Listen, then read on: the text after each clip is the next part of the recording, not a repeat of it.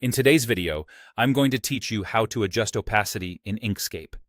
Opacity controls how transparent or solid an object appears, which is great for layering graphics, creating soft highlights, or dialing back elements so text and shapes stand out. I'll walk you through the simplest, most reliable way to do it, and share a quick shortcut for speed. Start by launching Inkscape on your desktop. Once it's open, either open an existing document or create a new one. If you're just testing, a blank document works perfectly. The key is to make sure you have at least one object on the canvas, like a rectangle, circle, or a piece of text converted to an object. Next, select the object you want to adjust using the Select tool. You'll find it in the toolbar as the arrow icon. Click your object once, and you should see resize handles appear around it. If you don't see those handles, the object isn't selected, and any opacity changes won't apply. With your object selected, go to the top menu and open the Object menu. From there, click Fill and Stroke.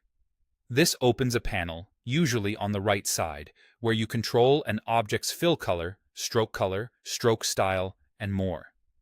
This is the central place to manage visual appearance in Inkscape.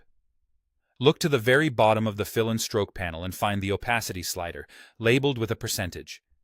This controls the overall transparency of the selected object, including both its fill and stroke together. Slide it left to make the object more transparent, or right to make it more solid. At 0%, the object is completely invisible. At 100%, it's fully opaque. You'll see the change update live on your canvas, which makes it easy to fine-tune. If you need a precise value, say 65%, you can usually type it directly into the percentage box next to the slider for accuracy. Here's a handy shortcut. Look at the bottom left corner of the Inkscape window for the O field on the status bar. That O stands for opacity.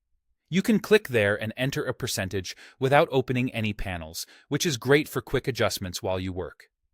A couple of tips before we wrap up. If you've selected a group, the opacity affects the whole group at once. And if you ever need separate transparency for the fill and the stroke, explore the alpha options within the fill or stroke tabs in the same panel for finer control. To reset everything to fully solid, just return the opacity to 100%. That's all you need to adjust opacity cleanly and confidently in Inkscape.